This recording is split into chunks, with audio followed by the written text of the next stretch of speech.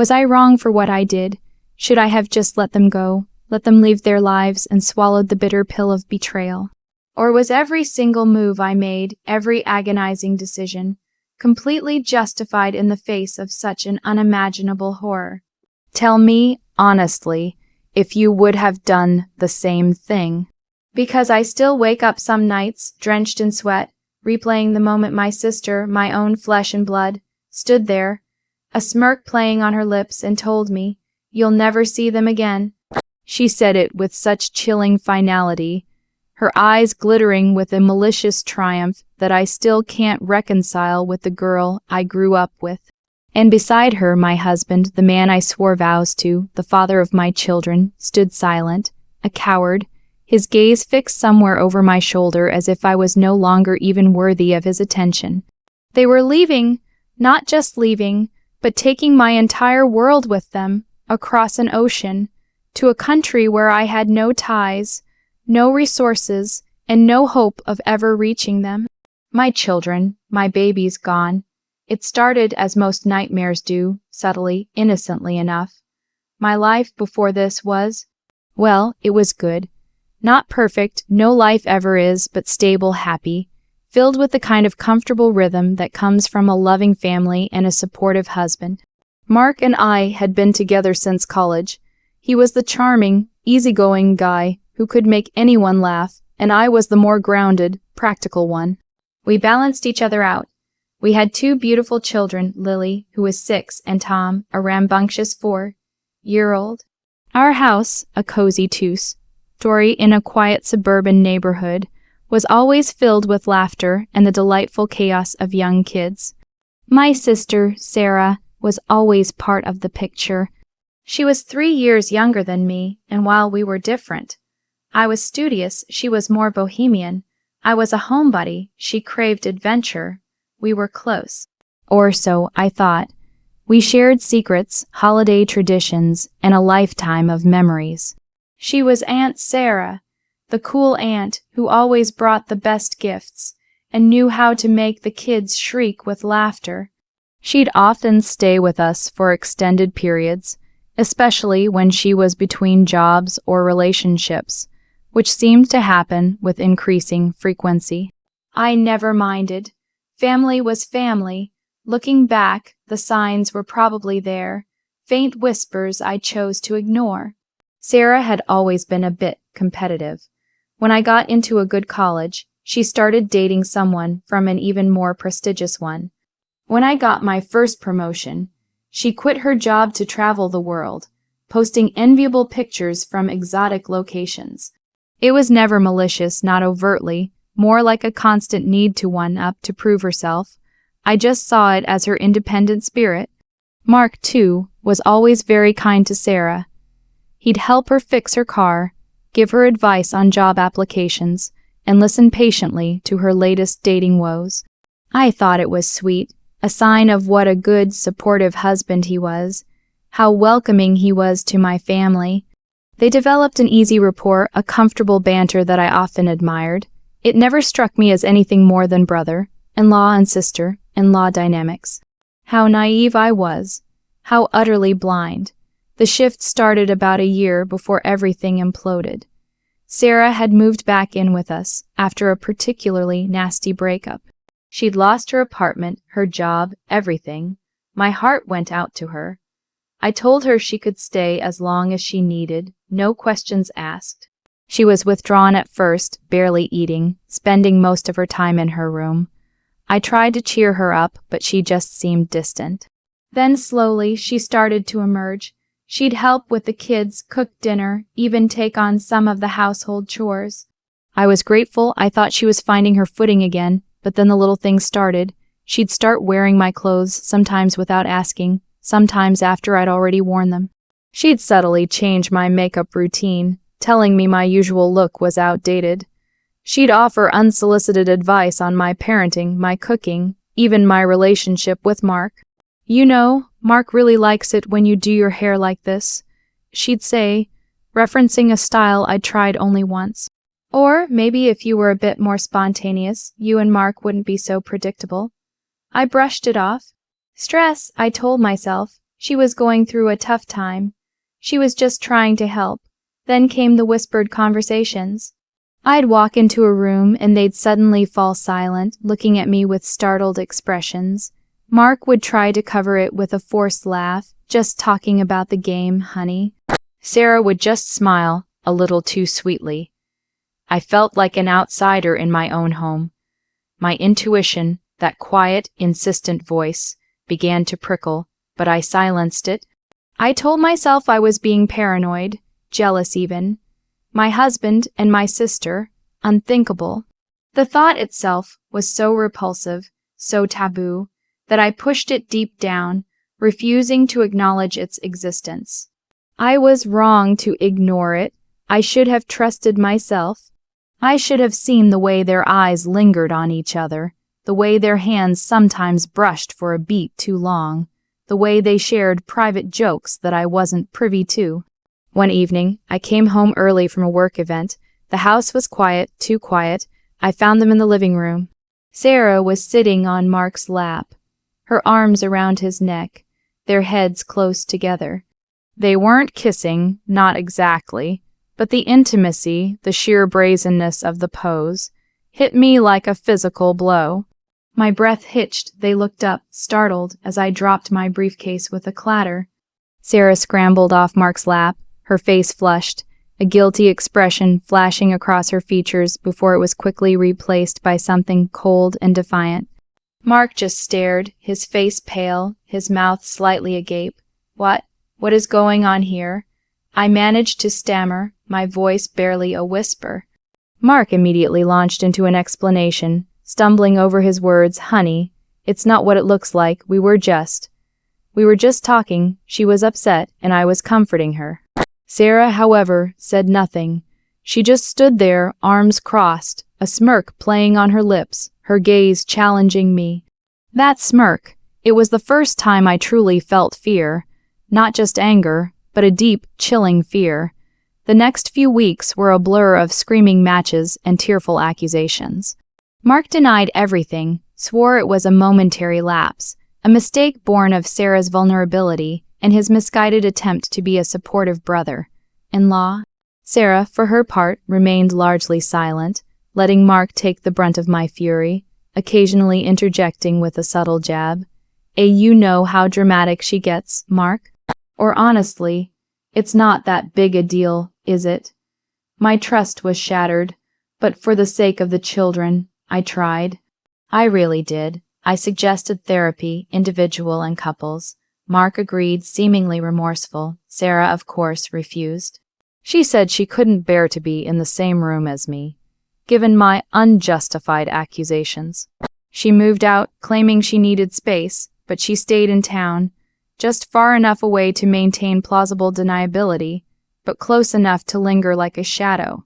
I thought naively that maybe this was the turning point, that Mark would see her for what she was, and we could rebuild. Then came the phone calls. Mark would mysteriously be working late. He'd take calls in hushed tones, stepping out of the room. I confronted him. He'd deny, but the lies were thin, transparent. One evening, I was putting Lily to bed when I heard him talking on the phone in the kitchen. His voice was low, affectionate. I crept closer, my heart pounding in my chest. I miss you too, he whispered. Soon, my love, very soon. My blood ran cold. The next morning, I found a burner phone hidden in his car. The call logs were filled with a single number. I recognized it. It was Sarah's. I confronted him, not with anger this time, but with a cold, terrifying calm. I showed him the phone. He crumbled. He confessed, not just to an affair, but to a plan. A plan to leave me, to take the kids, to move to France with Sarah, my own sister. He stammered something about being in love, about Sarah making him feel alive, in a way I hadn't in years. He said he was sorry, but that he couldn't live this lie anymore. He wanted a new life with her, and he wanted our children to be a part of it. He truly believed he deserved them, that they would be better off with them. So that's the situation I was in, and I had to make a choice. Here I was, standing in the rubble of my life, facing a betrayal so profound it felt like a physical wound. My husband, the man I loved, was leaving me for my sister, and they planned to abscond with my children to another country, believing they had a right to them. I was told I couldn't afford international lawyers. My financial resources were modest, certainly not enough to battle two determined people across an ocean in a foreign legal system. I was heartbroken, yes, but more than that, I was terrified. What hope did I have? Before I tell you what happened next, I want you to pause and comment below what you would have done in my shoes. Would you have fought, even when the odds were stacked against you? Or would you have let them go, choosing your peace over a battle you couldn't win? I didn't have time to process the shock, the grief, the incandescent rage that threatened to consume me. They were leaving in a week. They had already booked tickets, arranged everything. Mark was emptying our joint accounts, transferring funds, securing their escape. I felt paralyzed, watching my life unravel, unable to move, unable to breathe. Then came Sarah's call. She didn't even bother to hide her glee, just calling to say goodbye, sis. She purred, her voice dripping with venom. We're off to a new life, and don't worry about the kids. They'll be fine. You'll never see them again. That was it. That was the line that snapped me out of my stupor. That was the moment something inside me, something primal and fierce, ignited. I wasn't just losing a husband, I was losing my children, my heart, my soul, my reason for being, and to my own sister. It was an affront I would not bear. I knew I couldn't afford those international lawyers. My savings, even combined with what Mark hadn't already pilfered, wouldn't scratch the surface. I needed money, fast, and I needed it to fight for my kids. My mind raced, desperate, clawing for a solution. The only significant asset I had was our house, the home I had grown up in, the home my parents had left to me. It held a lifetime of memories, but it was just bricks and mortar. My children were everything. Selling it was the only option. It tore me apart to think about letting go of that house, but the thought of my children being taken from me forever, that was a far greater torment. So I put the house on the market, rushing the process, accepting the first reasonable offer I could get. As I began the agonizing task of packing up years of memories, sifting through boxes in the attic, I stumbled upon a dusty old chest I hadn't opened since my mother passed away. It was filled with old keepsakes, photographs, report cards, little trinkets from my childhood, and at the bottom, tucked beneath a faded baby blanket, I found an old newspaper clipping. It was yellowed with age, brittle to the touch, dated 1983. The headlines sent a jolt of ice through my veins. Local businessman's wife and child disappear. My eyes scanned the blurry text. The wife was described, a beautiful woman with long, dark hair, and the child's name was mine. My exact name. My hands trembled as I read on, heart hammering against my ribs. The story spoke of a prominent real estate mogul, a man named Robert Maxwell, whose young wife and infant daughter had vanished without a trace over 40 years ago. The police suspected foul play but had no leads. The family was devastated. The child's name, the date of birth, it all matched mine. But the businessman was someone else, Robert Maxwell, not my father, not the man who had raised me, the man I called Dad. My parents, my supposed parents, had always been a little cagey about their past. They'd always said they met later in life, that they'd both been divorced, that they'd chosen to start fresh. I never questioned it. Why would I? They were loving, stable, good parents. But this clipping, this changed everything. A new kind of fear, a cold, disorienting dread, replaced the familiar ache of betrayal. My entire life had been a lie. The implications were staggering. Was I kidnapped? Was my mother, the one who had taken me, who was Robert Maxwell, my real father, a man I knew nothing about? A strange, desperate hope began to bloom in my chest, a wild, improbable possibility. If this man was truly my father, a wealthy businessman, Maybe he could help me. Maybe he could be the lifeline I so desperately needed. It was a shot in the dark, a desperate gamble, but I had nothing left to lose. I spent the next frantic hours researching Robert Maxwell. It wasn't hard to find him. His name was still prominent in the city's business circles. He was indeed a real estate magnate, now 76 years old, and still at the helm of a massive empire valued at over $350 million. He was a recluse, known for his philanthropy, but rarely seen in public. Getting through to him was a challenge, but I was relentless. I called his office, his foundation, even his old residence, leaving messages that must have sounded utterly insane. I found a newspaper clipping, "I think I might be your daughter, it's urgent. My children are being taken from me." Days passed. My house was in escrow. Mark and Sarah were growing bolder, mocking my desperation, thinking they had won. I felt the clock ticking, the sand slipping through my fingers. Then a call came from an unknown number. "Ms. Smith," a gruff voice asked. "This is Robert Maxwell's assistant. Mr. Maxwell would like to speak with you." My heart leaped into my throat. The next voice I heard was deep, gravelly, and tinged with an unmistakable weariness that spoke of a long life lived. "You say you found a clipping," he asked, his voice low, "and your name is—" He paused, as if savoring the sound of it, the name he hadn't spoken in decades. "My daughter's name." I poured out my story, everything, the betrayal, the kids, France, the impossible odds. He listened in silence, not interrupting once. When I finished, there was a long pause, so long I thought the line had disconnected. Then his voice, thick with emotion, resonated through the phone. "I never stopped searching," he said, the words a raw whisper. "Not for one day. I hired every private investigator, every lawyer. I spent millions. I thought she was gone forever." He asked for proof, details, the date of the clipping, my birth certificate, any photos I had of my mother.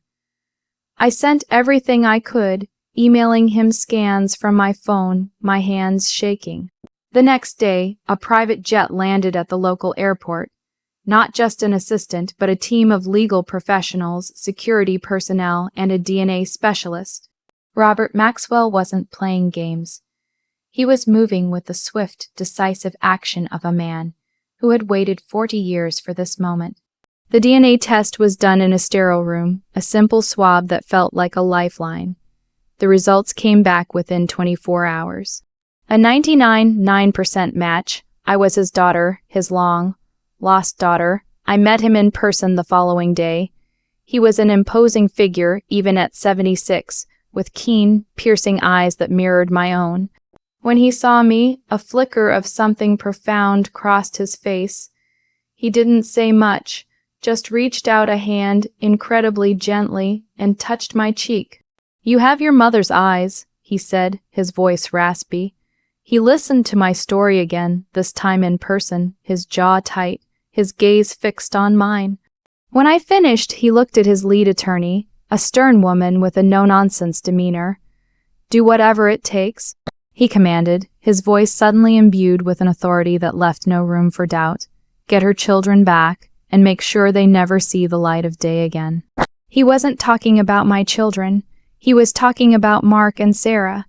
The legal battle that ensued was brutal, swift, and utterly devastating for Mark and Sarah. My father had a team of the best international lawyers money could buy. They moved with terrifying efficiency. They froze Mark's accounts, filed injunctions, and secured an emergency court order preventing him from leaving the country with the children.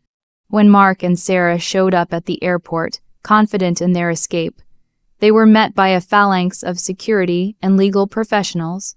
Sarah's face, when she saw me standing there, flanked by my new, powerful allies, turned a terrifying shade of red. Her smirk vanished, replaced by a look of absolute horror. Then a raw, guttural scream of pure, unadulterated rage and disbelief.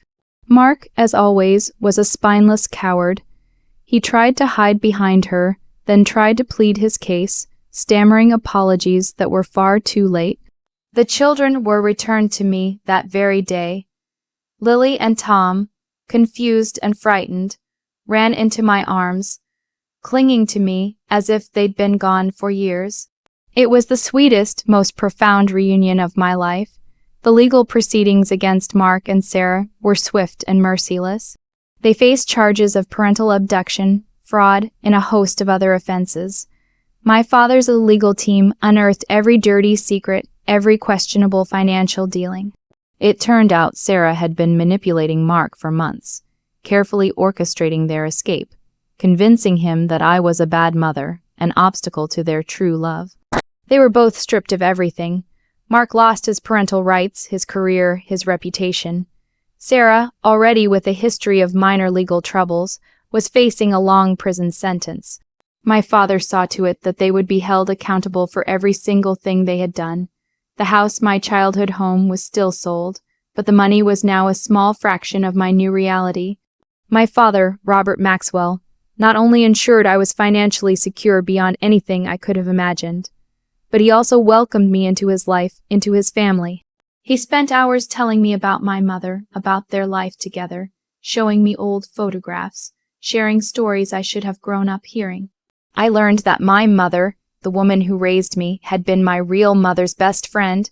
She had been desperate for a child, and after my mother's disappearance had taken me, believing she was saving me from a life of grief and turmoil, forging a new identity for herself and me. It was a twisted, complicated act of love and betrayal, but in the end it was my father who had been truly wronged. He bore no ill will towards the woman who raised me, understanding the desperation that must have driven her, but he was furious about the decades of lost time, the decades he spent believing I was dead. My life is unrecognizable now. I have a father who loves me fiercely, a family I never knew existed. My children are thriving, recovering from the trauma, surrounded by love and stability. Mark and Sarah, they are where they belong. The last I heard, Sarah was still fighting her conviction, though it was a losing battle, and Mark was a shell of his former self, broken and alone. They tried to take everything from me, but in doing so, they led me to a truth, a family, and a strength I never knew I possessed. So, was I wrong, for fighting with every fiber of my being, for stumbling into a truth that shattered my entire world but ultimately saved my children? I don't think so. I think I did what any mother would do. I fought for my babies, and in doing so, I found myself, my real self. This journey was terrifying, heartbreaking, and ultimately a testament to the fact that sometimes, even in the darkest moments, a lifeline appears when you least expect it. My children are safe. I am safe. And the people who tried to destroy my life are now facing the consequences of their heinous actions. I wouldn't change a thing. Like this video if you were on my side. Subscribe for more stories like this, and share your final thoughts on this whole mess in the comments section. I'll see you all in the next story.